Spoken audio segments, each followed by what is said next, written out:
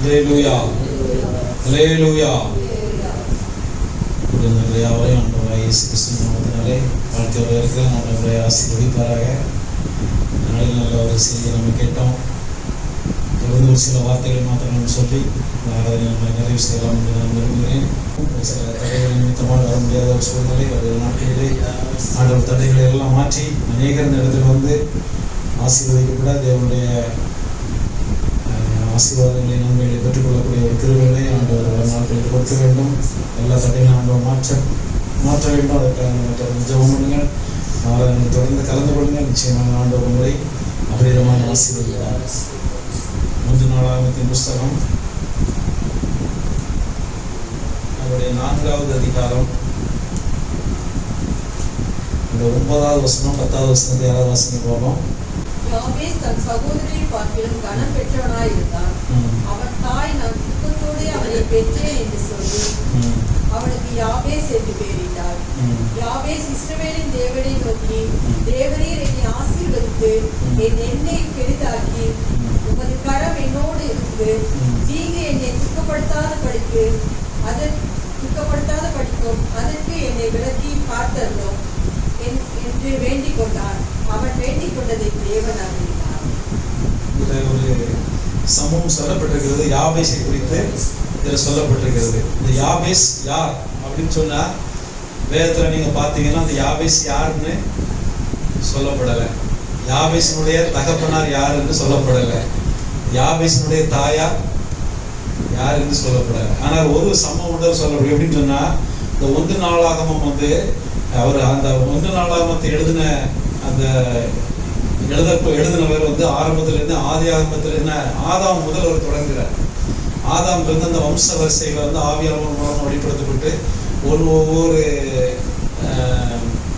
பேராக ஒவ்வொருவருடைய சரித்திரத்தை அவர் சொல்லிட்டே வரும்போது அந்த யூதாவினுடைய சரித்திரத்தை சொல்றார். ஃபர்ஸ்ட்ல வந்து அதை நீங்க பார்த்தீங்கன்னா கொஞ்சம் மற்றதெல்லாம் வந்து வருஷ கிரமமா இருக்கும். ஆனா இந்த 1 நாளாகமத்துல வந்து அது வருஷ கிரமமா இருக்காது. கொஞ்சம் மாத்தி ஆதாமில இருந்து ஒரு சில ஆட்களை சொல்லி திருப்பி ஒரு சில ஆட்களை சொல்லி இப்படி சொல்லப்பட்டுக்கிட்டே வரும் அந்த நாளாகமத்துல. அது அந்த 4வது அதிகாரம் வரும்போது யூதாவை பற்றி ஒரு சில காரியங்களை ஆண்டவர் சொல்லி அவர் சொல்லிட்டு வர்றாரு. யூதாவினுடைய சரித்திரத்தை பற்றி சொல்லிட்டு வரும்போது தான் இந்த யாபேஸை பற்றி அதில் வந்து சொல்லப்பட்டிருக்கு. அந்த யாபேஸ் யாருன்னே சொல்லப்படலை. ஒருவேளை அது யூதாவினுடைய சந்ததியில உள்ள ஒரு மனிதன். ஏன்னா நிறைய வந்து விட்டு சொல்லப்பட்டிருக்கு. ஒரு ஆளை சொல்லிட்டு திருப்பி வேற சம்பந்தம் இல்லாமல் அதுக்கு சம்பந்தமா வேற ஒரு ஆட்களை பற்றி அப்படியே வந்து சரித்திரத்துல சொல்லப்பட்டுட்டே வரும்போது யாபேஸை பற்றி வந்து சொல்லுகிறாங்க. அந்த யாபேஸினுடைய தாயார் அது என்ன சொல்லப்பட்டிருக்குன்னு சொன்னா அவள் துக்கத்துடனே யாபேஸ் தன் சகோதரனை பார்க்கிலும் கனம் பெற்றவனாக இருந்தான். அவனுடைய சகோதரர்கள் யாருன்னு சொல்லி அதை சொல்லப்படலை. முந்தின வசனங்களையும் சொல்லப்படலை. யாபேஸ் வந்து இவருடைய பையன், இவனோட கூட சகோதரர்கள் யார் அப்படின்லாம் சொல்லப்படலை. ஆனா பொதுவாக மட்டும் சொல்லப்பட்டிருக்கு. யாபேஸை பற்றி சொல்லுங்க. யாபேஸ் தன் சகோதரனை பார்க்கிலும் கனம் பெற்றவனாக இருந்தான். அவன் தாய் யாருன்னு சொல்லப்படலை. ஆனா அவன் தாய் நான் துக்கத்துடனே அவனை பெற்றேன் என்று சொல்லி அவனுக்கு யாபேஸ் என்று பெயரிட்டான். அப்ப என்ன துக்கம் அப்படிங்கிறது நமக்கு வெளிப்படுத்தப்படலை. ஆனா அநேகர் சொல்றாங்க ஒருவேளை அவருடைய தகப்பனார் வந்து அந்த சூழ்நிலையில மரித்திருக்கலாம், அதனால அந்த நேரத்தில் ஒரு துக்கத்தோடு காணப்பட்டிருக்கலாம், அதனால அந்த துக்கத்தோட பெற்றேன்னு சொல்லி அவனுக்கு யாபேஸ் சொல்லி பெயர் வச்சிருக்கலாம்னு சொல்லி ஒரு சிலர் சொல்றாங்க. ஒரு சிலர் என்ன சொல்றாங்கன்னு சொன்னா அநேக நேரங்களில் வந்து பழைய காலங்களில் வந்து மருத்துவச்சிகள் அதிகமாக கிடையாது. அப்போ நிறைய பேர் வந்து குழந்தை பிறக்கும் போது என்ன செய்திருக்காங்க, மரித்து போயிருக்கிறாங்க. அப்போ அப்படிப்பட்ட சூழ்நிலைகள் வரும்போது அந்த பிள்ளைகளுக்கு பேர் வச்சிருக்காங்க.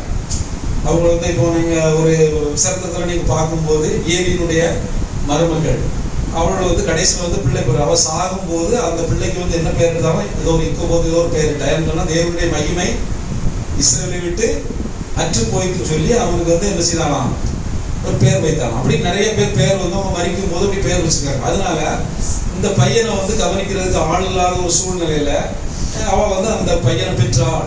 அதனாலதான் அவள் ஒரு மறிக்க போற நேரத்துல அவளுக்கு பயங்கர துக்கம், அந்த பிள்ளை யார் பார்த்துக்கிடுவா கவனிச்சுக்கிடுவா அப்படிங்கிற ஒரு துக்கத்துல அந்த பிள்ளைக்கு வந்து என்ன செய்யலாம் யாபேஸ் சொல்லி பெயர் வைத்தான்னு சொல்லி அப்படி நிறைய விதமா சொல்றாங்க. சரித்திரத்துல வந்து அந்த யாபேஸை பற்றி யாரும் கரெக்டா சொல்லப்படாது.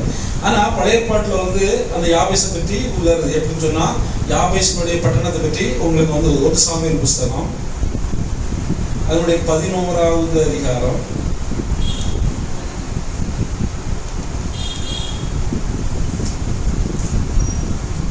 உங்களுடைய 1வது வசனத்தை நீங்க வாசிங்க பார்ப்போம். அக்காலத்தில் நாகாஸ் என்னும் அம்மோனியன் வந்து கீலேயாத்தில் இருக்கிற யாபேசை முற்றுகை போட்டார். அப்பொழுது யாபேசின் மனுஷர் எல்லாரும் நாகாசை நோக்கி, எங்களோட உடன்படிக்கை பண்ணும், அப்பொழுது உண்மை சேவிப்போம் என்றார்கள். அதற்கு அம்மோனியனாகிய நாகாஸ், நான் உங்கள் ஒவ்வொருவருடைய வலது கண்ணையும் பிடிங்கி, இதனாலே இஸ்ரவேல் எல்லாவற்றின் மேலும் நிந்தையை வர பண்ணுவதே நான் உங்களோட பண்ணும் உடன்படிக்கை என்றார்.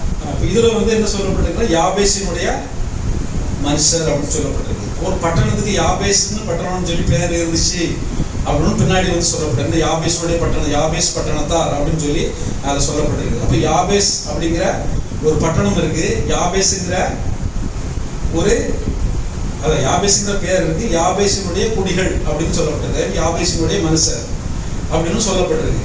அப்போ இந்த யாபேஸ் வந்து ஒரு பெரிய ஒரு மனுஷன். ஆனா அவனுடைய சரித்திரம் சொல்லப்படாதுனாலும், ஆனா பட்டணத்துக்கு என்ன பேர் வைக்கப்பட்டிருக்கிறது?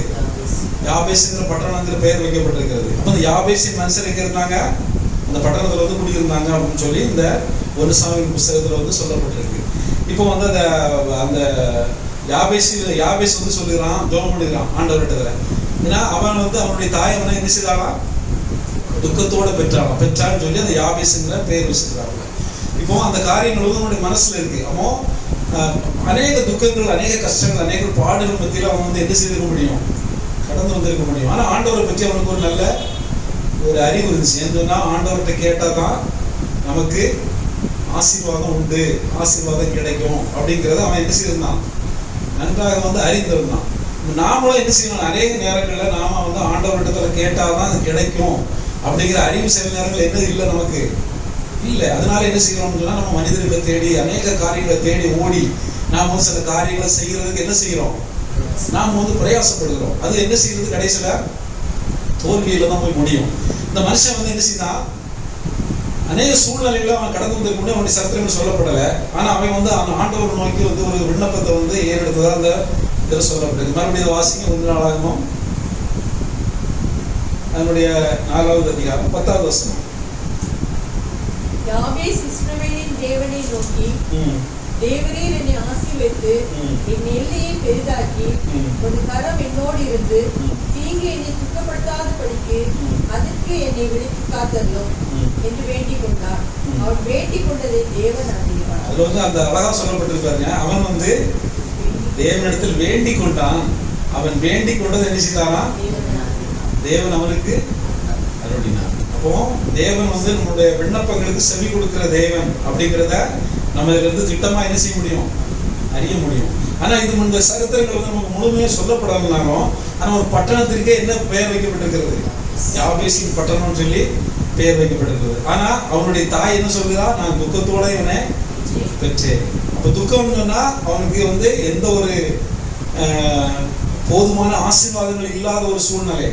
அது என்ன ஆசீர்வாதம்ங்கிறது நமக்கு தெரியல. இருந்தாலும் அவன் வந்து துக்கம் சொன்னா, இப்ப நம்ம வந்து சில நேரங்களில் வந்து துக்கப்படுகிறோம்.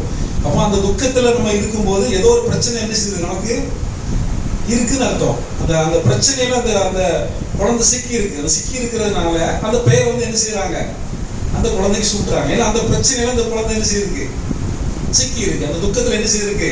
அந்த குழந்தை சிக்கி இருக்கு. அப்போ அது வந்து மீண்டு வர முடியாத ஒரு சூழ்நிலை. ஆனா ஒரு குறிப்பிட்ட நாள் வரும்போது, தேவனை பற்றி ஒரு நல்ல ஒரு அறிவு வரும்போது, அவன் என்ன செய்யலாம்? தேவனை நோக்கி அவன் வந்து விண்ணப்பம் பண்ணணும். அவன் விண்ணப்பம் பண்ணும்போது தேவன் என்ன செய்தானா? அவனுடைய விண்ணப்பத்தை என்ன செய்தாரா? கேட்டு அவனுக்கு என்ன செய்தாரு? அவனுடைய எல்லையை பெரிதாக. நல்லா அதில் சொல்லப்பட்டிருக்கு. அவனுக்கு ஒரு பெரிய பட்டணங்கள்லாம் என்ன செய்துச்சு? இஸ்ரவேல் அனைத்தின் மேலையும் நிந்தையை வரப்படுவது யாருக்கு செய்யறது? யாபேசினுடைய மனுஷனுக்கு செய்யறது. பெலிஸ்தர் வந்து யுத்தம் பண்ண கூடியிருந்தாங்க. கூடியிருக்கும் போது கோலியாத்துக்கு ஒரு மனுஷன் வந்து நின்னான். அந்த கோலியாத்தை விழ பண்ணா பெலிஸ்தர் அவ்வளவு பேரையும் முறியடிக்கிறதுக்கு என்ன சமானம். அதனால இந்த ஒருவரை முறியடிச்சா போதும், நாங்கள் எல்லாரும் என்ன செய்யறோம்? நமக்கு அடிமைகள் சொல்றாங்க. அதே போல இந்த நாகாசராஜன் என்ன சொல்றான்? யாபேசினுடைய பட்டணத்தினுடைய மனுஷனுடைய கண்களை நான் பிடுங்கி எடுக்கிறதா இஸ்ரவேலின் மேல் நிந்தை வரப்போனதை எனக்கு என்ன செய்யுது? நோக்கம் பலசாலி. அவர் எப்படிப்பட்ட பலசாலிகளாக இருந்தாங்கன்னு சொல்லி பின்னாடி சொல்லப்பட்டிருக்கு. எப்படி சொல்லப்பட்டிருக்குன்னா, பெலிஸ்தர் வந்து என்ன செய்தாங்க, இஸ்ரவேல் ஜனங்களோடு யுத்தம் பண்ணாங்க. பின்னாடி யுத்தம் பண்ணும்போது சவுலுடைய நாட்களில் வந்து யுத்தம் பண்ணாங்க. யுத்தம் பண்ணி சவுலை வந்து என்ன செஞ்சாங்க, அவங்க கொண்டு போட்டாங்க. கொண்டு போட்டு அதோட சம்பவத்தில் வாசிக்கங்க. 1 சாமுவேல் 31வது அதிகாரம் 11வது வசனம். பெலிஸ்தர் சவுலுக்கு செய்ததை கிலேயாத் தேசத்து யாபேஸ் பட்டணத்தார் கேட்டபோது அவர்களிலே பலசாலிகள் எல்லாரும் இருந்து ராமுழுவதும் நடந்து போய் பிட்சானின் அலங்காரத்திலிருந்து சவுலின் உடலையும் அவன் குமாரரின் உடலையும் எடுத்து யாபேசுக்கு கொண்டு வந்து அவைகளை அங்கே தகனம் பண்ணி அவர்களுடைய எலும்புகளை எடுத்து யாபேசில் இருக்கிற தோப்பிலே அடக்கம் பண்ணி 7 நாள் உபவாசம் பண்ணி. பாருங்க, பெலிஸ்தர் வந்து இஸ்ரவேல் ஜனங்கள் எல்லாத்துக்கும் விரோதமா இந்த பெலிஸ்தருக்கும் இஸ்ரவேலருக்கும் யுத்தம் நடக்கும்போது பராக்கிரமசாலியாகி சவுலையும் யோனத்தான் என்ன செய்தாங்க, கொண்டு போட்டாங்க. கொண்டு போட்டு அவங்களுடைய உடம்பு எடுத்து என்ன செய்தாங்க, அது முக்கியமான பட்டணத்துடைய அலங்கத்துல வந்து என்ன செய்யிருக்காங்க, தொங்க போட்டிருக்காங்க. அப்ப யாரும் என்ன செய்ய முடியாது. ஒரு அரசாங்கம், ஒரு பெரிய ஒரு அரசாங்கத்தை இன்னொரு அரசாங்கம் வந்து ஒரு வெற்றி பெற்று அதனுடைய முக்கியமான தலைவர்களுடைய உடல்களை கொண்டு போய் தொங்க போட்டிருக்காங்க. யாராலும் எடுக்க முடியும், இந்த மனுஷனால என்ன செய்ய முடியாது, போய் எடுக்க முடியாது. ஆனா இந்த யாபேசினுடைய பட்டணத்தினுடைய மனுஷன் என்ன செய்தாங்களாம், அவங்க போய் துணிஞ்சு போய் அவங்களுடைய பராக்கிரமசாலிகள் என்ன வந்தாலும் பரவாயில்ல அப்படின்னு சொல்லி அவங்க துணிஞ்சு போய் என்ன செய்தாங்களாம், அவங்க போய் அந்த உடலை இறக்கி அவங்க பட்டணத்துக்குள்ள கொண்டு வந்து என்ன செய்தாங்களாம், அதை வந்து அடக்கம் பண்ணாங்க. அப்படி என்ன செய்தாங்க, அவங்க பலசாலிகளா இருந்தாங்க. அந்த யாபேசினுடைய மனிதர்கள் ஆண்டவர் அவர்கள் அந்த அளவுக்கு ஆண்டவர் என்ன செய்திருந்தார், அவர்களை மேன்மைப்படுத்தி வைத்திருந்தார். அடுத்தது வந்து அவங்கள என்ன செய்தார், ஆண்டவர் வந்து பாதுகாத்தார். அந்த சவுளுடைய காலங்களில் வந்து பாருங்க, அந்த கண்ணை வந்து நாங்கள் என்ன செய்வோம், விடுங்கோன்னு சொல்லி சொன்னாங்க. அதை வந்து என்ன செய்வாங்க, அவங்க வந்து சொல்றாங்க, நாங்கள் இஸ்ரவேல் எங்கும் ஸ்தானாபதிகளை அனுப்பி நாங்கள் வந்து என்ன செய்யறோம், எங்களை யாராவது ரட்சிப்பாங்களா, யாராவது எங்களை பாதுகாப்பாங்களான்னு சொல்லி நாங்கள் வந்து கேட்குறோம். கேட்டுட்டு அப்படி இல்லைன்னு சொன்னால் நாங்கள் என்ன செய்யறோம், உங்ககிட்ட வந்து நாங்கள் சரணடைகிறோம் அப்படின்னு சொல்லி அவங்க வந்து சொன்னாங்க. அதுக்கு பிற்பாடு அவங்க ஸ்தானாபதிகளை அனுப்புனாங்க. ஸ்தானாபதிகளை அனுப்பும்போது அதனுடைய வார்த்தைகள் கேட்ட எல்லா ஜனங்களும் என்ன செய்யறாங்களாம், அழுதாங்களாம். பட்டணத்தில் வந்து பெரிய ஒரு அழுகல். அவங்க வந்து அந்த மூப்பர்கள் போய் சொல்றாங்க, அந்த மாதிரி வந்து எங்களுடைய 2 கண்ணுகளை பிடுங்கி இஸ்ரவேலுடைய நிந்தை வர பண்ணுவது அவங்களுக்கு என்னவா உடன்படிக்கையா, அதனால நீங்க வந்து எப்படியாவது எங்களை காப்பாத்துங்க, எங்களை வந்து ரட்சிங்கன்னு சொல்லி அவங்க என்ன செய்றாங்க, ஸ்தானாதிபதிகளை அனுப்பி அவங்க வந்து இஸ்ரவேல் பட்டணம் வந்து என்ன செய்யறாங்க, அதுன்னு சொல்றாங்க. இதை கேட்ட உடனே அவங்களை எதிர்க்க முடியாது. அதனால என்ன செய்யறாங்க, அவங்க இப்போ ஒரு பெரிய பலசாலி நம்மளுக்கு விரோதமா வந்து வர்றான். வரும்போது நம்ம அடைக்கலம் தேடுறோம், நம்ம வந்து உதவி தேடுறோம். அப்போ யாரும் உதவி செய்ய பெரிய பலசாலி அவனா, ஐயோ நாங்க வர முடியாது அப்படின்னு சொல்லி என்ன செய்யறாங்க, சிலர் வந்து என்ன செய்யறாங்க, கையை உரிக்கிறாங்க. இப்போ சில பிரச்சனைகள் நம்ம மாட்டிக்கிடும் போது நம்ம நினைச்சிடும் வக்கீல்களோட உதவியை தேடுகிறோம், போலீஸ்காரங்களோட உதவியை நம்ம தேடும் போது என்ன செய்யறாங்க, சில நேரங்களில் முடியாதுன்னு சொல்றாங்க. நாங்கள் ஒரு சமயத்தில் வந்து மதுரையில் வந்து நாங்கள் பிஸ்னஸ் பண்ணிட்டு இருக்கும்போது ஆரம்ப காலத்தில் வந்து எங்களுக்கு மதுரை பற்றி சரியானபடி தெரியாது. இப்போ தெரியாதுன்னு சொன்னால் நாங்கள் மொபைல் பிஸ்னஸில் வந்து அப்போ மொபைல்லாம் உங்களுக்கு 60,000 70,000 அந்த மாதிரி உள்ள ரேட்டு. அப்போது நாங்கள் சென்னையில் இருந்து வந்து அங்கே பிஸ்னஸ் பண்ணும்போது அப்போது மொபைல் வந்து நாங்கள் சேல் பண்ணும்போது ஒருத்தவங்க வந்து மொபைல் கேட்குறாங்க. கேட்டுட்டு அப்போ என்ன விலை என்னன்னு கேட்டோடனே இந்த மாதிரி நாங்கள் ரேட்டு சொல்கிறோம், நாங்கள் ரேட்டு அப்படின்னு சொல்லி சொல்கிறோம். எத்தனை மொபைல் உங்கள்கிட்ட இருக்குன்னு கேட்குறாங்க. எங்கிட்ட ஒரு 4 மொபைல் அப்படி இருக்குது. எல்லாமே வந்து 20,000 30,000 அந்த மாதிரி உள்ள விலை கொடுன மொபைல். அப்போ அவங்க சொல்கிறாங்க, இந்த மாதிரி ஒரு டாக்டருக்கு நாங்கள் வேலை செய்யக்கூடிய ஆட்கள், அதனால் அவருக்கு இப்போ 2-3 மொபைல் வேணும். அதனால் நீங்கள் அங்கே வாங்க, வந்துட்டு அதை நீங்கள் வந்து அவங்கள்ட்ட காட்டுங்க, அவங்களுக்கு எது பிடிச்சிருக்கோ அதை எடுத்துகிட்டு உடனே கேஷ் கொடுத்துருவாங்க, நீங்கள் வாங்கிட்டு வந்துடலான்னு சொல்லி ஏமாற்றி வந்து எங்கள் தம்பியை கூட்டிகிட்டு போயிட்டாங்க. நான் வந்து கடையில் உட்காந்துருக்கேன், எங்கள் தம்பியை வந்து ஏமாற்றி கூட்டிகிட்டு போயிட்டாங்க. அவன் தான் மொபைலெல்லாம் கையில் வச்சுருந்தாங்க. கூட்டிகிட்டு போன உடனே அங்கே போயாச்சு. அங்கே போன உடனே அவன் மொபைலெல்லாம் பார்த்துட்டு அவங்க ரொம்ப டீசெண்டாலாம் ஆஃபீஸ்லாம் போட்டிருக்காங்க. நல்லா ரத்தாம்பரம் போய் பெரிய கம்பளங்கள்லாம் வச்சு நல்லா சோஃபா கம்பெட்லாம் போட்டு பெரிய ஏசி ரூம்லாம் போட்டு பெரிய பயங்கரமான ஒரு ஆஃபீஸ் ரூமாக அவங்க போட்டிருக்காங்க. என்ன பிஸ்னஸ் நடக்குன்னு நமக்கு தெரியாது. அப்போ அவங்க போனோடனே பார்த்தோடனே நாங்களும் அவங்கள நம்பியாச்சு. நம்பின உடனே இவன் நம்பிட்டு அந்த 4 மொபைலையும் கொடுத்துருங்க உடனே எவ்வளோ அமௌண்ட் ஆகுது, அது 1,20,000 ரூபா. உடனே ஒரு செக் எடுத்து 1,20,000 ரூபா போட்டு கையில் கொடுத்தாங்க. நாளைக்கு நீங்கள் பேங்க்ல போய் நீங்கள் எடுத்துக்கணும்னு சொல்லி செக்கை கொடுத்துட்டாப்புல. செக்கை கொடுத்துட்டு அடுத்த நாள் காலையில் வந்து இவன் வந்து கண்ணீர் வச்சுருப்பான். ஒரு மத்தியானம் போல உப்பாரி வச்சு கண்ணுலாம் சோர்ந்து அப்படி உப்பாரி வச்சுருப்பான். என்ன அப்படின்னு கேட்டால் இது பேங்க்ல வந்து கம்ப்ளைண்ட் கொடுத்துருக்கான். நான் கையெழுத்து போட்டு வச்சது செக்கு காணாமல் போச்சு, வந்தால் நீங்கள் அதை நீங்கள் வந்து பிளாக் பண்ணிடுங்க அப்படின்னு சொல்லி அங்கே கம்ப்ளைண்ட் எழுதி கொடுத்துருக்கான்.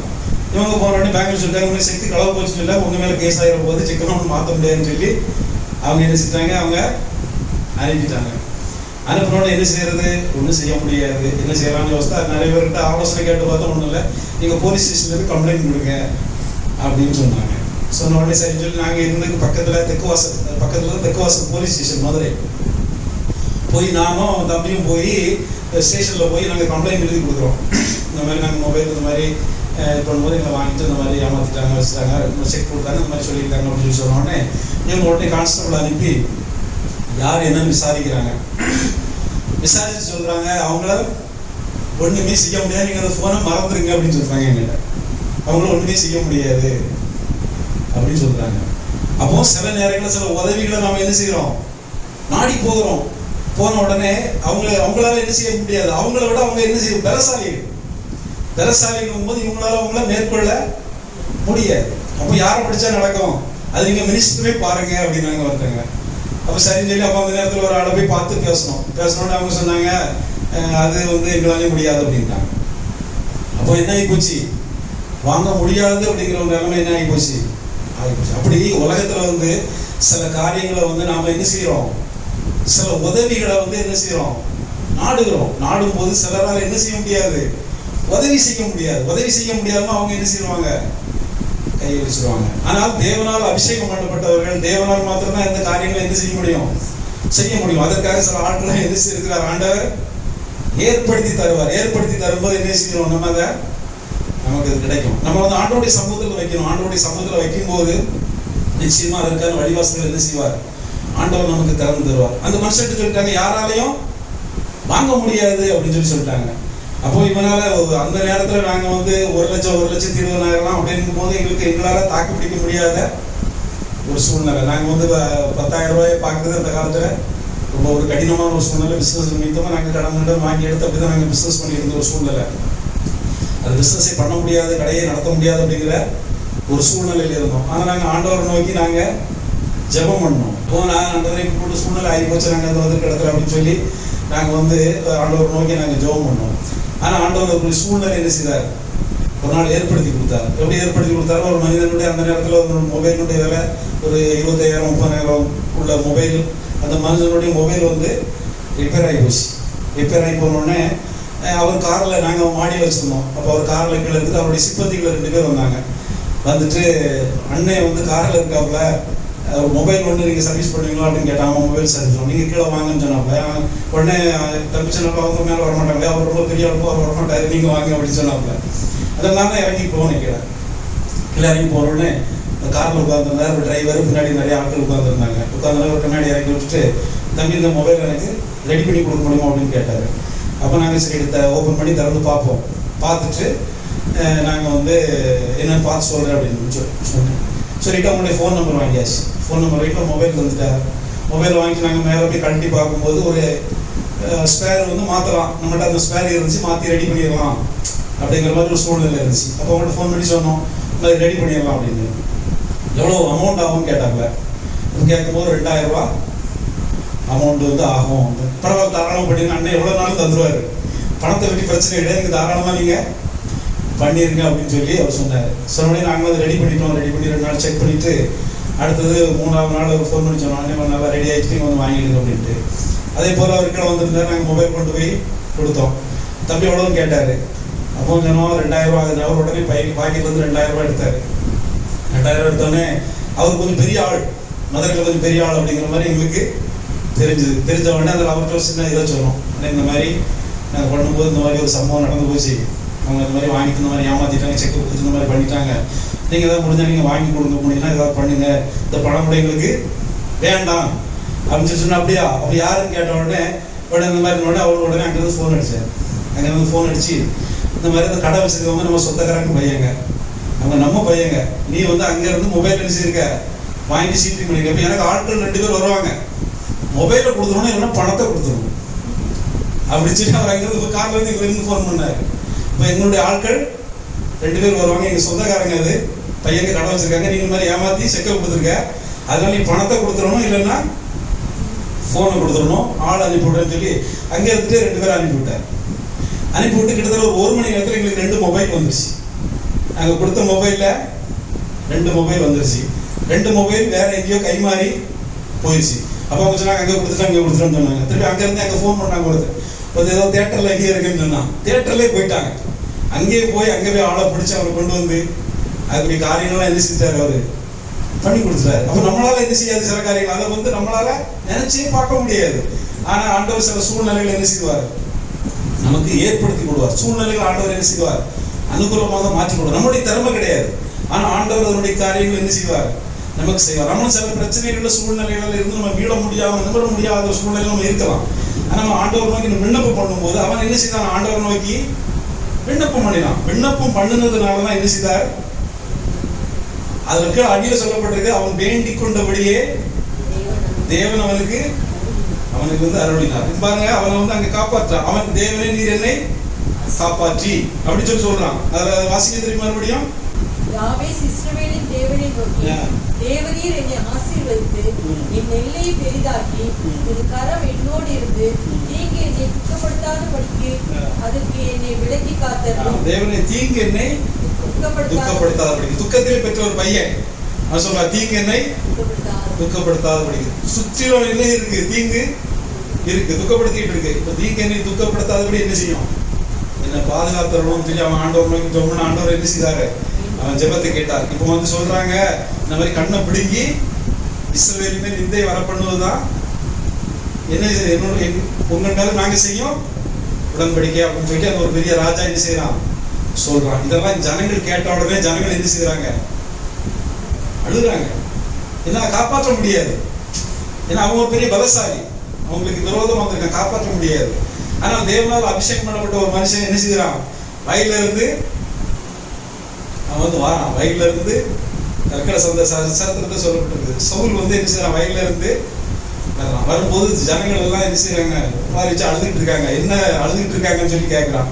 கேட்கும்போது அவன்கிட்ட என்ன செய்யறான், இந்த காரியத்தை அவங்க சொல்றாங்க. இந்த காரியத்தை சொல்லும் போது தேவனுடைய ஆவி அவன் மேல் இறங்கினதுனால அவன் என்ன செய்தான், தேவனுடைய ஆவி பலமா அவன் மேல வந்து என்ன செஞ்சான், இறங்கிச்சான். இறங்கினோடனே அவன் எல்லா பக்கமும் ஸ்தானாதிபதிகளை அனுப்புறான். ஸ்தானாதிபதிகளை அனுப்பி சவுலின் பின்னாலையும் சாமுவேலின் பின்னாலையும் வராதவன் எவனோ அவனுடைய மாடுகளுக்கு இப்படியே செய்யப்பட்டு அவனுடைய மாடை பிடிச்சி துண்டுண்டா வெட்டி என்ன செஞ்சான், ஸ்தானாதிபதிகள் கையில கொடுத்து நீங்க சொல்லுங்க, சவுலுக்கு பின்னாடியும் சாமுவேலுக்கு பின்னாடியும் வராத மனுஷன் எவனோ அவனுடைய மாடுகளுக்கு இப்படியே செய்யப்படும் சொல்லி அவன் வந்து அப்படி சொல்லி அனுப்பினான்.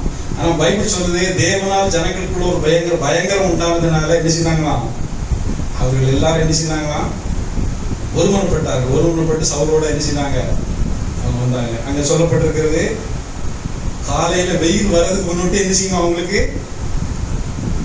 ஒன்று சாமுவேல் நீங்க வாசிங்க, காலையில அவங்க என்ன சொல்லி விட்டாங்கன்னு. 1 சாமுவேல் 11வது அதிகாரம் 4 வாசிங்க, 4, 5, 6 வாசிங்க. 1 சாமுவேல் 11. ஸ்தானாதிபதிகள் சவுலின் ஊராகிய கிபியாவிலே வந்து ஜனங்களின் காது கேட்க அந்த செய்திகளை சொன்னார்கள். அப்பொழுது ஜனங்கள் எல்லாரும் சத்தமிட்டு அழுதார்கள். இதோ சவுல் மாடுகளின் பின்னாலே வயலிலிருந்து வந்து ஜனங்கள் அழுகிற முகாந்தரம் என்ன என்று கேட்டான்.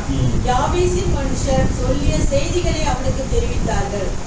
சவுல் இந்த செய்திகளை கேட்டவுடனே தேவனுடைய ஆவி அவன் மேல் இறங்கினதுதான் அவன் மிகவும் கோபம் உண்டவனாகி பின்னாடி 10வது வசனத்தை வாசிங்க.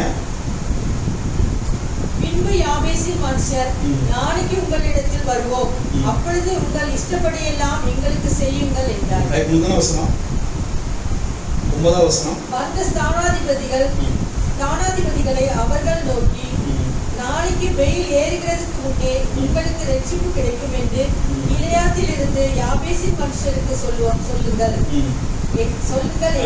என்றார்கள். இப்போ அவங்க என்ன செய்தாங்க? இப்ப எல்லாரும் ஒருமனப்பட்டு என்ன செய்தாச்சு? ஒருமனப்பட்டு கூடியாச்சு. ஏன்னா சவுல் எல்லா பக்கமும் ஸ்தானாதிகளை அனுப்புனா ஜனங்கள் மத்தியில் என்ன செஞ்சு ஒரு பெரிய தேவனுடைய ஆவியானவருடைய கிரியை வந்து என்ன செஞ்சுச்சு? அங்க நடந்துச்சு. இப்போ இந்த வசனத்தின்படி, வார்த்தையின்படி தீங்கு எங்களை துக்கப்படுத்தாதபடிக்கு என்ன செய்யும்? காப்பாற்றியவர்களும் சொல்லி நம்ம ஜெபம் பண்றோம். தீங்கு என்ன செய்திருக்கு? அவங்கள்ட்ட நிக்க அவங்களை துக்கப்படுத்திட்டு இருக்கு தீங்கு. என்ன நடக்கும் அப்படின்னு தெரியல.